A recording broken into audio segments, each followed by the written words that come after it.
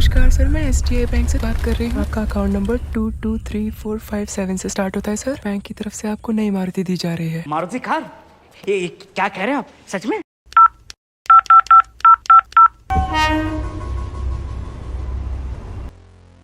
एक पल के लिए इमेजिन कीजिए कि एक छोटा सा गांव जहां पे बिजली आते जाते रहती है, सड़कें वहां की कच्ची है और इंटरनेट वो तो बस एक नाम का है।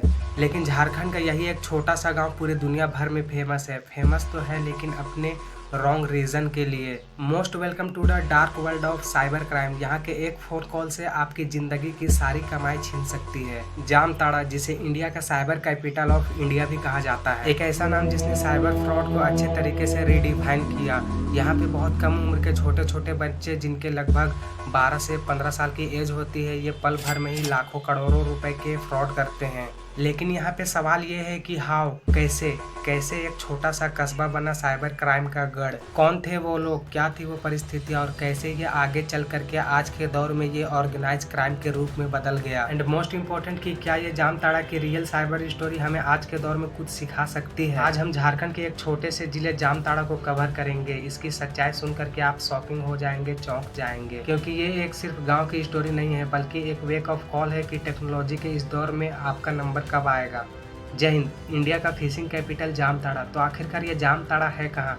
झारखंड का एक छोटा सा जिला जो साल 2001 में दुमका से अलग होकर के झारखंड का 19वां जिला बना जामताड़ा। वैसे देखा जाए तो यहाँ पे टोटल 6 ब्लॉक हैं। जामताड़ा, नारायणपुर, कर्माटार, जिसका साल 2019 में नाम बदल करके विद्यासागर रखा गया, फिर नाला, फतेहपुर और कुंडहिल, ये 6 यहाँ के ब्लॉक हैं। यहाँ के लोग बहुत ही सिंपल तरीके से जीते थे। खेती करना, मजदूरी करना। जो यहाँ के मेन लोगों की प्रॉब्लम थी वो थी अनएम्प्लॉयमेंट और हद से ज़्यादा यहाँ के लोगों की गरीबी।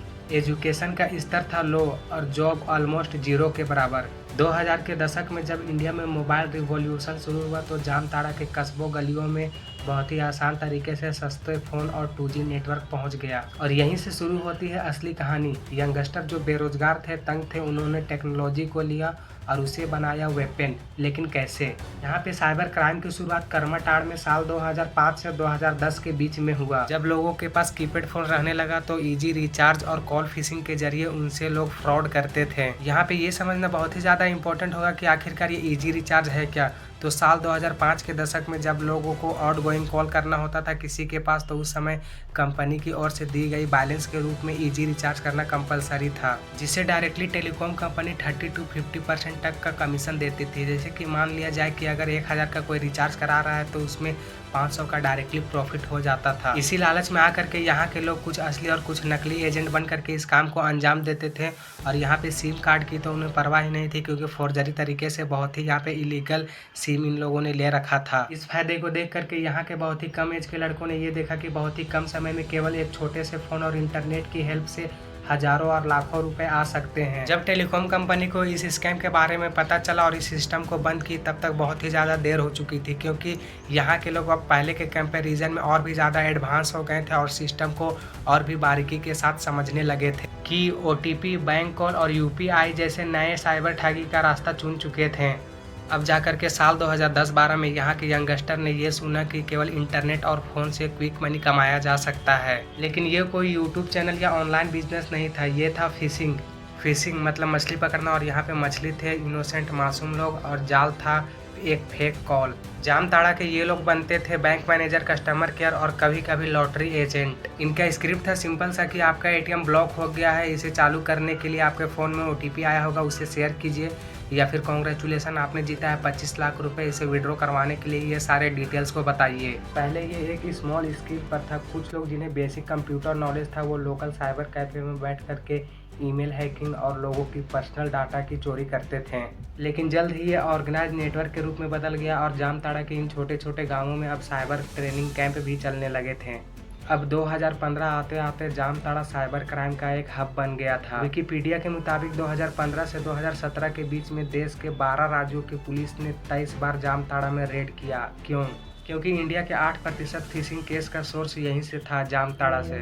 जामताड़ा का साइबर क्राइम मॉडल था जीनियस, लेकिन ये गलत रास्ते में। ये लोग मिल करके टीम वर्क में काम करते थे। टीम A फेक कॉल करना, team B bank account manage करना, टीम C मनी लॉन्ड्रिंग करना और आखिरी में आते हैं टीम डी, जो कि ये पूरे मास्टरमाइंड थे और ये पूरे ऑपरेशन को कंट्रोल में करते थे। इन लोगों ने टेक्नोलॉजी का इस्तेमाल माइंड ब्लोइंग तरीके से किया था। फेक आईडी से सिम कार्ड लेना, अपनी पहचान को छिपाना और VPN से अपनी पल पल की लोकेशन को चेंज करते रहना। ठगी किए हुए इन पैसों को अलग अलग बैंक अकाउंट में लेयर बाय लेयर करके ट्रांसफर किया जाता था, ताकि पुलिस इनके एग्जैक्ट लोकेशन को ट्रैक ना कर पाए। सोशल एक्स पर एक पोस्ट के मुताबिक जामताड़ा से 80% OTP ATM स्कैम कॉल ओरिजेंट होती थी। इन 8 सालों के बीच में देश के 22 राज्यों की पुलिस ने जामताड़ा में 84 बार से ज्यादा रेड कर चुकी थी। और अब जाके साल 2020 में जामताड़ा की एक वेब सीरीज आती है जिसका नाम होता है जामताड़ा सबका नंबर आएगा, जिसमें ये बताया गया है कि जामताड़ा को लोग किस तरीके से वहाँ पे स्कैम करते हैं। लेकिन अगर रियल लाइफ में देखा जाए तो जामताड़ा इससे भी ज़्यादा खौफनाक है तरीके से लोग ठगी करते हैं। जामताड़ा की ये साइबर क्राइम ने देश को तो नुकसान पहुँचाया ही, लेकिन इससे हुआ ये कि जामताड़ा के लोकल कम्युनिटी को भी ये काफ़ी ज़्यादा बदनाम कर दिया। कुछ लोगों ने ठगी के इस पैसे से SUV खरीदा, घर गाड़ी बंगला बनाया, लेकिन गाँव का नाम बन गया क्राइम कैपिटल ऑफ इंडिया।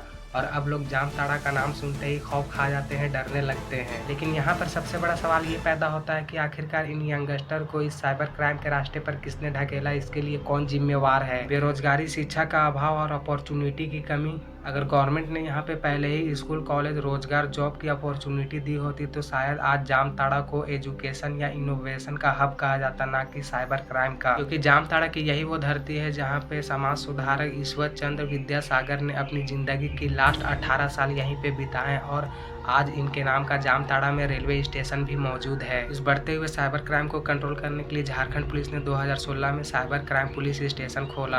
कई क्रिमिनल्स को अरेस्ट भी किया गया और लोगों के बीच में जागरूकता अभियान भी चलाया गया। लेकिन असल में यहाँ पे चेंजिंग तभी आ सकता है जब लोगों को एक शुरुआती तरीके से उन्हें एजुकेट किया जाएगा और उन्हें रोजगार और जॉब दिया जाएगा। यहाँ पे पहले सबसे पहले अपराध का जो लोग शुरू हुआ था कि छिनतई के नाम से लोग यहाँ से आने से डरते थे कि वहाँ जाएंगे मेरा घड़ी छीना जाएगा, पर्स छीना जाएगा। उसके बाद क्या हुआ, जैसे ही छिनतई की घटना डेवलप हुई वो लोग क्या हुआ, नशा खुरानी में जुड़ गए। वो ट्रेन में नशा खुरा के छिनतई करने लगे, पैसा लूटने लगे। अब उसके बाद जैसे ही डेवलप हुआ उसके बाद फिर आ गया वो रिचार्ज सिस्टम, रिचार्ज से पैसा कमाने लगा। रिचार्ज पैसा खत्म हुआ उसके बाद वो ATM मारने लगे। ATM के बाद फिर क्लोन बनने लगा। क्लोन के बाद ऐप्स चालू हुआ और आज वही ऐप्स काम कर रहा है। लोग इसको क्या नाम है, पैसे को विदेशों से कन्वर्ट करके बिटकॉइन ये सब में बदल रहे हैं। वही 2005-06 से स्टार्ट हुआ है। पहले इजी रिचार्ज के माध्यम से होता था, पहले उसी से चलता था। 1000 करा दिया, 5000 करा दिया, 2500 लेता था। 50% का मार्जिन रहता था पहले। 5, 6, 7, 8 तक इस तरह चला। उसके बाद 10, 11 से साइबर क्राइम में आया। टेलीकॉम सेक्टर आया तो रिचार्ज का भी ऑप्शन आ गया ऑनलाइन का।